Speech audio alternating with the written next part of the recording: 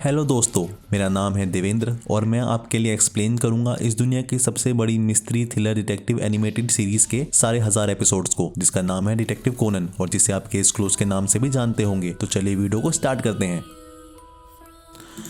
Episode 1 की starting में हमें एक हवेली दिखाई जाती है जिसके बाहर रात को बहुत जोरों से बारिश हो रही है। उसके बाद हमें खिड़की से हवेली के अंदर का नजारा दिखाया जाता है जिसमें हम देख सकते हैं कि हवेली के अंदर एक पार्टी चल रही है जिसमें लोग ड्रिंक करते हुए आपस में बातें कर रहे हैं। आगे हमें दिखाया जाता है उस हवेली के अंदर एक बूढ़ा व्यक्ति टांग पर चोट लगने के कारण अपनी व्हील चेयर के ऊपर बैठकर हंसते हुए कुछ लोगों से बातें कर रहा है और वह लोग अपना सर झुकाकर उस व्यक्ति की बात को बहुत ध्यान से सुन रहे हैं। इसी ने यह पार्टी ऑर्गेनाइज की होती है। तभी हम देखते हैं कि पार्टी में खड़ा एक व्यक्ति जिसका नाम मिस्टर यामाजाकी होता है, वह पार्टी को छोड़कर सीढ़ियों की मदद से ऊपर के कमरे में चला जाता है। उसके बाद वह दरवाजे को अंदर से लॉक कर लेता है। इसी बीच घर के बाहर जो बारिश हो रही थी वह अब बंद हो जाती है। इसके बाद हम देखते हैं कि हवेली के ऊपर वाले कमरे में दस्ताने पहना हुआ एक नीले कोट वाला आदमी रस्सी के एक छोर को किसी ऑब्जेक्ट के ऊपर बांधकर बाकी की रस्सी को अपने साथ लेकर खिड़की से बाहर चला जाता है और हम देख सकते हैं कि उसने चेहरे पर एक मास्क भी पहना हुआ था। वह छत के किनारे पर बहुत ध्यान से चलकर कमरे की दूसरी बालकनी में जंप मार देता है। आगे हमें दिखाया जाता है जब वह कमरे का दरवाजा खोलकर देखता है तो वहाँ पर मिस्टर यामाजाकी बैठे हुए थे। जब वह आदमी मिस्टर यामाजाकी को देखता है तो वह अपनी पिस्टल से उन्हें शूट कर देता है जिससे बहुत ही तेज आवाज आती है। गोली की आवाज को सुनकर पार्टी में खड़े सारे लोग बहुत ही शॉक हो जाते हैं और भागते हुए उस कमरे के दरवाजे को तोड़कर कमरे के अंदर घुस जाते हैं जहाँ पर मिस्टर यामाजाकी की लाश पड़ी हुई थी। इस दुर्घटना के बाद वहाँ के लोगों द्वारा इंस्पेक्टर मेगुरे को बुलाया जाता है और वह बूढ़ा व्यक्ति इंस्पेक्टर से कहता है कि आप कब तक मेरे मेहमानों को यहाँ पर रोक कर रखेंगे, हमें आपकी इन्वेस्टिगेशन का हिस्सा बनने में कोई इंटरेस्ट नहीं है। अपने जवाब में इंस्पेक्टर कहते हैं कि आप शांत हो जाइए सर, विक्टिम आपकी पार्टी का हिस्सा है तो आप हमारा सहयोग करते हुए थोड़ा सब्र रखिए। बूढ़ा व्यक्ति हैरान होकर पूछता है कि क्या आप कहना चाहते हैं कि किलर हमारे बीच ही उपस्थित है। इसी बीच हमेशा की तरह एंड में एंट्री होती है हीरो की, जिसको हमें कमरे के अंदर आते हुए दिखाया जाता है। इस हैंडसम डिटेक्टिव का नाम शिनिची होता है। वह बहुत ही स्मार्ट और इंटेलिजेंट होता है। वह कहता है कि हाँ, किलर हमारे बीच में ही है क्योंकि कमरे का दरवाजा अंदर से बंद था, इसलिए किलर 3rd फ्लोर पर अगली खिड़की की मदद से कमरे तक पहुंच गया और वहीं से वापस भी चला गया। विंडो के नीचे किसी के भी पैरों के निशान नहीं है जिससे यह पता चलता है कि यह मर्डर पार्टी में आए किसी इंसान ने ही किया है। जवाब में बूढ़ा व्यक्ति कहता है कि तुम बकवास कर रहे हो क्योंकि हवेली की उन दोनों खिड़कियों के बीच का गैप 10 मीटर है। कोई भी इंसान एक खिड़की से दूसरी खिड़की की तरफ जंप मारकर नहीं पहुंच सकता। शिनिची कॉन्फिडेंट होकर कहता है कि अगर किलर खिड़की के बाहर जाकर पतली छत के कोने पर पहुंच जाए तो उसकी दूरी बरामदे से सिर्फ 2 मीटर ही रहेगी और वह आराम से जंप मारकर उस कमरे में पहुंच जाएगा जहां पर मिस्टर यामाजाकी बैठे हुए थे। बूढ़ा व्यक्ति कहता है कि तुम फिर बकवास कर रहे हो क्योंकि खूनी कत्ल करने के बाद वापस कैसे जाएगा, क्योंकि बरामदे से कोई भी इंसान अगली छत के कोने की तरफ जो कि पूरे 2 मीटर की दूरी पर है वहां पर जंप नहीं मार सकता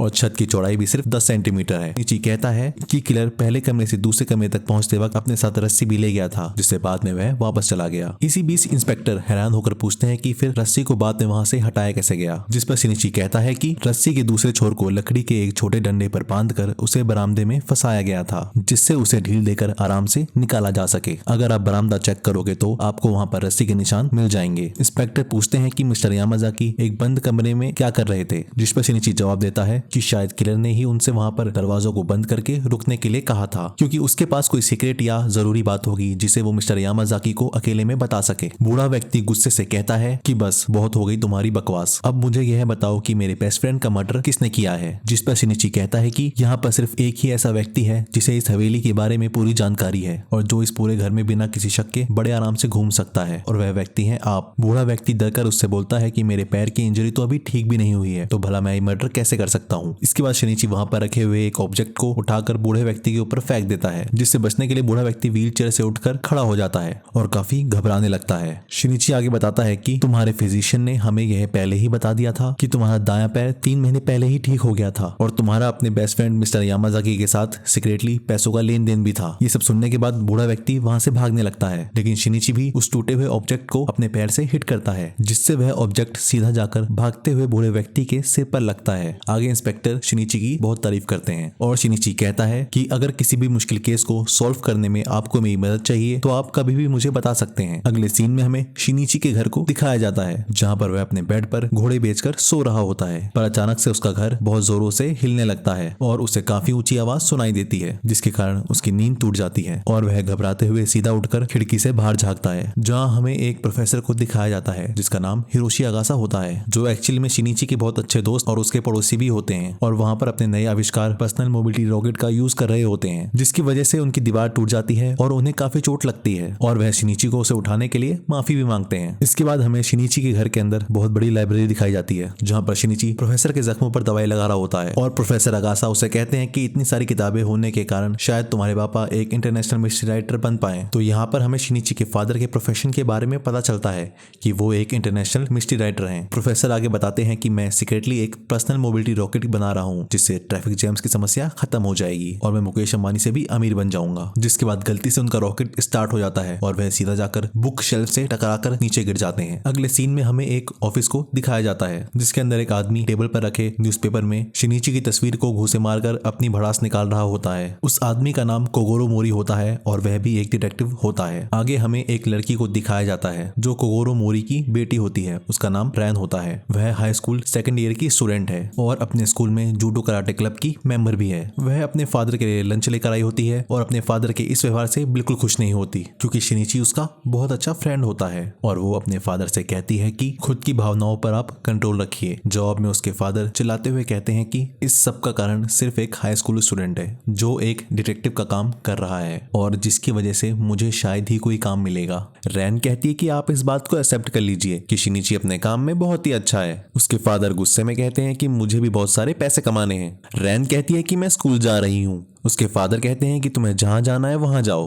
अगले सीन में हमें दिखाया जाता है कि 3 बच्चे सड़क के किनारे टीवी पर न्यूज देख रहे थे, जिसमें शिनिची को आधुनिक जमाने का जापानीज शेरलॉक होम्स बताया जाता है। सड़क के पास खड़ी बहुत सारी लड़कियां भी शिनिची की बहुत तारीफ करती हैं और आपस में बात करते हुए कहती हैं कि शायद हमें उसे एक लव लेटर लिखना चाहिए। इस बात से हमें यह पता चलता है कि शिनिची को लड़कियां बहुत पसंद करती हैं। उसी वक्त शिनिची भी सड़क के पास से गुजर रहा होता है और अपनी सारी तारीफ सुनकर वह बहुत खुश होता है। पर तभी हम देखते हैं कि रैन वहां पर आकर शिनिची के ऊपर काफी नाराज होती है और कहती है कि तुम बहुत बुद्धू हो और तुम ज्यादा हवा में मत उड़ो। शिनिची थोड़ा हैरान होकर पूछता है कि तुम किस बात पर इतना गुस्सा हो रैन। रैन कहती है कि मैं इस बात से बिल्कुल गुस्सा नहीं हूँ कि तुम्हारी वजह से मेरे पापा को कोई केस नहीं मिल रहा है। शिनिची कहता है कि इसमें मेरी कोई गलती नहीं है कि तुम्हारे पापा को कोई काम नहीं मिलता, शायद वो अपने काम में बिल्कुल अच्छे नहीं हैं। रैन शिनिची की बातें सुनकर काफी हंसती है और खंबे पर जोर से एक घूंसा मारती है, जिससे उस खंबे पर एक क्रैक पड़ जाता है और शिनिची भी काफी डर जाता है। अगले सीन में हम देखते हैं कि शिनिची और रैन स्कूल के अंदर पहुंच गए हैं, जहां पर शिनिची के पास गलती से एक सॉकर बॉल आ जाती है। शिनिची भी उस बॉल को हिट करता है, जिससे वो बॉल सीधा जाकर नेट के अंदर चली जाती है और हमें पता चलता है कि शिनिची की फिजिकल फिटनेस भी बहुत अच्छी है। ये सब देखने के बाद रैन उससे कहती है कि अगर तुमने स्कूल का सॉकर क्लब नहीं छोड़ा होता तो यहाँ पर तुम आज एक बहुत बड़े हीरो होते। शिनिची कहता है कि मैंने सॉकर सिर्फ अपनी फिजिकल फिटनेस को अच्छा करने के लिए खेला था, जिसकी एक डिटेक्टिव को बहुत ज्यादा जरूरत होती है। शिनिची आगे बताता है कि उसे शेरलॉक होम्स बहुत ज्यादा पसंद है। वो हर सिचुएशन में बहुत ज्यादा शांत रहता है, उसका खुद पर बहुत अच्छा सेल्फ कंट्रोल है, वह बहुत इंटेलिजेंट है, उसे लोगों के अंदर के सीक्रेट्स भी निकालना आता है, उसकी ऑब्जर्वेशन और आउटकम निकालने की क्षमता बेमिसाल है, उसे वॉयलिन बजाना भी बहुत अच्छे से आता है और वह इस दुनिया का सबसे महान डिटेक्टिव है। शिनिची की इन बातों से हमें पता चलता है कि शेरलॉक होम्स का शिनिची पर बहुत बड़ा प्रभाव है। ये सब सुनने के बाद रैन कहती है कि अगर तुम्हें काल्पनिक पात्र इतने ही पसंद है तो तुम भी अपने फादर की तरह राइटर क्यों नहीं बन जाते। जिस पर शिनिची कहता है कि मैं एक रियल डिटेक्टिव बनना चाहता हूँ, क्योंकि बुरे लोगों को पकड़ने से मिलने वाली खुशी को मैं शब्दों में बयान नहीं कर सकता। आगे शिनिची रैन को अपने फैन लेटर्स दिखाता है जो उसे उसके फैंस ने भेजे थे। रैन कहती है कि तुम्हें अपनी एक गर्लफ्रेंड बना लेनी चाहिए और उसे बताती है कि तुमने कल मुझसे प्रॉमिस किया था कि अगर मैं कराटे टूर्नामेंट जीत गई तो तुम मुझे अपने साथ ट्रॉपिकल लैंड घुमाने लेकर चलोगे। अगले सीन में हमें कमरे के अंदर एक गर्ल को दिखाया जाता है जिसके टेबल पर कुछ मोती रखे होते हैं और यह सीन यहीं पर खत्म हो जाता है। अगले सीन में हमें ट्रॉपिकल लैंड को दिखाया जाता है जहां पर बहुत सारे झूले लगे होते हैं। आगे हमें उस अम्यूजमेंट पार्क के अंदर 3 बच्चों को दिखाया जाता है जो इस कहानी के मेन कैरेक्टर्स में से एक हैं। लड़की का नाम आयुमी, पहले लड़के का नाम मित्सुहिको और दूसरे लड़के का नाम गेंटा होता है। यह तीनों आपस में बहुत अच्छे दोस्त होते हैं और आपस में बातें कर रहे होते हैं, जिससे हमें पता चलता है कि इन तीनों के पास पैसे खत्म हो गए होते हैं, इसलिए ये चुपके से मिस्ट्री कोस्टर के अंदर जाने की प्लानिंग करते हैं। इस अम्यूजमेंट पार्क के अंदर अब हमें शिनिची और रैन को दिखाया जाता है, जिससे हमें पता चलता है कि रैन कराटे टूर्नामेंट जीत गई है और वो दोनों मिस्ट्री कोस्टर पर जाने के लिए आगे बढ़ते हैं, जहाँ पर शिनिची उन बच्चों को चुपके से मिस्ट्री कोस्टर के अंदर जाते हुए देख लेता है। मिस्ट्री कोस्टर के अंदर दो लड़कियां खड़ी होती हैं, जिनमें से एक का नाम हितोमी होता है। शिनिची उस लड़की का हाथ पकड़कर उससे पूछता है, क्या आप एक जिम्नास्टिक क्लब में हैं? जिस पर वो लड़की कहती है कि हाँ, आपने बिल्कुल सही कहा। शिनिची आगे रैन को बताता है कि उसके हाथ पर काफी फफोले थे और उसने हितोमी की जांघों पर निशान भी देखे थे। शिनिची ने अनजाने में हितोमी का हाथ काफी देर से पकड़ रखा था, जिस पर वहां पर खड़ा उसका एक फ्रेंड शिनिची पर बहुत गुस्सा होता है। आगे हमें पता चलता है कि उस लड़के का नाम किशिदा कुन होता है और वो वहां पर अपनी गर्लफ्रेंड के साथ आया होता है, जिसका नाम एको होता है, और वो दोनों वहां पर किस करते हैं, जिससे शिनिची को भी काफी रोमांटिक फील होता है। आगे हमें उन तीन बच्चों को रोलर कोस्टर के रास्ते में आगे बढ़ता हुआ दिखाया जाता है। दूसरी तरफ शिनिची और रैन भी रोलर कोस्टर के अंदर बैठ चुके हैं। हम देख सकते हैं कि उस रोलर कोस्टर पर पूरे 8 लोग बैठे हैं। रोलर कोस्टर पर बैठे हुए रैन को काफी डर लगता है, इसलिए वो डर के मारे शिनिची का हाथ पकड़ लेती है, जिससे शिनिची को भी काफी रोमांटिक फील होता है।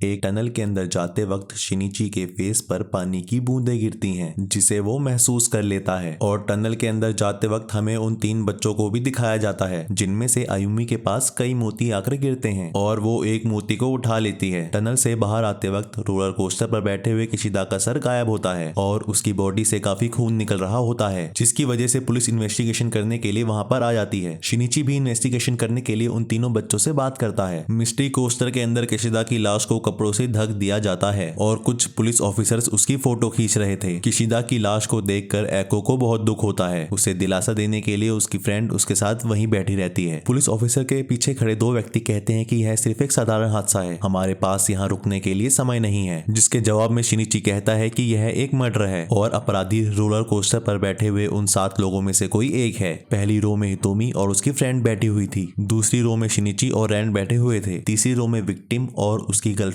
बैठे हुए थे, चौथी रो में 2 लोग काले कपड़े पहनकर बैठे थे। इस बात को सुनकर इंस्पेक्टर का सारा शक विक्टिम की गर्लफ्रेंड पर चला जाता है। तलाशी के बाद विक्टिम की गर्लफ्रेंड के बैग से खून से भरा एक नाइफ मिलता है, जिस पर एक कपड़ा लपेटा हुआ था। इंस्पेक्टर उसे प्राइम सस्पेक्ट के रूप में कस्टडी में ले जाने ही वाले होते हैं, पर शिनिची कहता है कि यह खून विक्टिम की गर्लफ्रेंड ने नहीं बल्कि हितोमी ने किया है, क्योंकि किसी भी यंग वुमेन के लिए एक इंसान का सर सिर्फ एक नाइफ की मदद से उसके शरीर से अलग करना नामुमकिन है। हितोमी ने पहले ही एको के पर्स में चाकू रख दिया था ताकि बाद में उस पर इल्जाम लगा सके। शिनिची सबको एग्जाम्पल देने के लिए इंस्पेक्टर मेगुरे और सारे पुलिस ऑफिसर्स को रोलर कोस्टर में अपने साथ बिठा लेता है और कहता है कि मुझे आप किलर समझिए और इंस्पेक्टर मेगुरे खुद को आप विक्टिम समझिए। रोलर कोस्टर पर सेफ्टी गार्ड को नीचे खींचने से पहले मैं अपनी पीठ के पीछे पर्स जैसा एक ऑब्जेक्ट रखूंगा, जिससे एक्स्ट्रा स्पेस क्रिएट होने के बाद मैं खुद को सेफ्टी गार्ड के नीचे से आराम से निकाल पाऊंगा। फिर मैं पहले से तैयार रस्सी को बाहर निकालूंगा, जिसके अंत में एक हुक बंधा हुआ होगा। फिर मैं अपने पैरों को सेफ्टी गार्ड में फंसाकर रस्सी का फंदा विक्टिम की गर्दन में डाल दूंगा। फिर अंत में हुक को रोलर कोस्टर की रेल से जोड़ दूंगा, जिससे रोलर कोस्टर की स्पीड और पावर से विक्टिम का सर कटकर उसके शरीर से अलग हो जाएगा। एक जिम्नास्ट के लिए रोलर कोस्टर के ऊपर ये सब करना पॉसिबल है। हितोमी कहती है कि तुम्हारे पास क्या प्रूफ है, जिस पर शिनिची उसे एक प्लास्टिक का बैग दिखाता है, जिसमें एक पतली रस्सी, कुछ मोती और एक हुक रखा हुआ था। शिनिची पूछता है कि तुम्हारा मोतियों से बना हुआ हार कहाँ है, जो तुमने रोलर कोस्टर के ऊपर पहना था। शिनिची यह भी बताता है कि एक्चुअली मैंने जो पानी की बूंदे टनल के अंदर महसूस की थी वो तुम्हारे आंसू थे, क्योंकि तुम्हें पता था कि किशिदा की डेथ होने वाली है। रोलर कोस्टर की स्पीड की वजह से तुम्हारे आंसू हॉरिजॉन्टली बहकर मेरे फेस के ऊपर आने लगे। ये सब सुनने के बाद हितोमी अपना गुनाह कबूल कर लेती है और रोते हुए बताती है कि काफी पहले किशिदा ने उसके साथ ब्रेकअप कर लिया था, जिसकी वजह से उसने किशिदा को मारने का प्लान बनाया। और हमने एपिसोड के बीच में जिस मिस्टीरियस गर्ल को देखा था वह हितोमी ही थी और वो मोतियों से बना हुआ हार उसे किशिदा ने ही गिफ्ट किया था।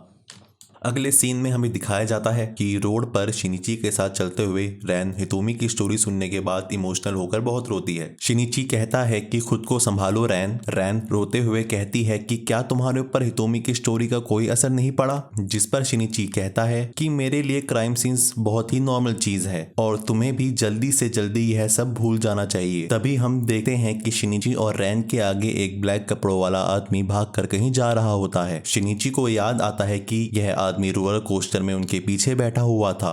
इसलिए शिनिची रैन को अकेला छोड़कर उस ब्लैक कपड़ों वाले आदमी के पीछे भागता है और रैन को अंदर से एक हॉरिबल फीलिंग आती है कि वो शिनिची को कभी दोबारा नहीं देख पाएगी। आगे हम देखते हैं कि वो ब्लैक कपड़ों वाला आदमी एक ब्राउन सूट वाले आदमी से जाकर वहां पर मिलता है। वो ब्राउन सूट वाला आदमी एक्चुअली किसी कंपनी का डायरेक्टर होता है और कहता है कि तुम बहुत लेट हो, मैं तुम्हारा यहाँ पर 2 घंटे से इंतजार कर रहा हूँ, जैसा मैंने वादा किया था मैं अकेला आया हूँ। जिस पर वो काले कपड़ों वाला आदमी कहता है कि मुझे पता है, मैंने रोलर कोस्टर की सवारी करते वक्त ऊपर से सब कुछ देख लिया था। फिर वो काले कपड़ों वाला आदमी कंपनी के डायरेक्टर से $100 मिलियन का सूटकेस लेकर उसे एक कैसेट दे देता है जिसमें ये दिखाया हुआ था कि उसकी कंपनी वेपन्स स्मगल करती है। कैसेट लेने के बाद कंपनी का डायरेक्टर वहां से चला जाता है, पर ये सारी घटना शिनिची एक दीवार के पीछे छुपकर देख रहा होता है। उतने में उस ब्लैक कपड़ों वाले आदमी का पार्टनर शिनिची को दीवार के पीछे छुपा हुआ देखकर उसके सर पर रॉड से मारता है, जिससे शिनिची बेहोश हो जाता है। पर उस एरिया के आसपास बहुत सारे पुलिस वाले होते हैं, जिसकी वजह से वो ब्लैक कपड़ों वाला आदमी शिनिची के ऊपर पिस्टल फायर नहीं करता। पर उसका एक पार्टनर अपनी जेब से एक बॉक्स निकालता है जिसमें उसकी संस्था का लेटेस्ट पॉइजन रखा हुआ था और वो कहता है कि ये पॉइजन शरीर के पोस्टमार्टम में भी दिखाई नहीं देगा। फिर वो पॉइजन पिल शिनिची को खिला देता है और बताता है कि ये पिल्स अभी तक किसी ह्यूमन पर टेस्ट नहीं किए हुए हैं। इतना कहने के बाद वो दोनों वहां से भाग जाते हैं। वहां पर पड़े शिनिची को काफी दर्द हो रहा होता है, उसे ऐसा महसूस होता है कि उसकी हड्डियां गल रही हैं और यहीं पर यह एपिसोड एंड हो जाता है। अगर आपको मेरी वीडियो अच्छी लगी तो मेरे चैनल को सब्सक्राइब करके मेरी घंटी को बजा दीजिए और वीडियो को लाइक, कमेंट और शेयर करना मत भूलना दोस्तों।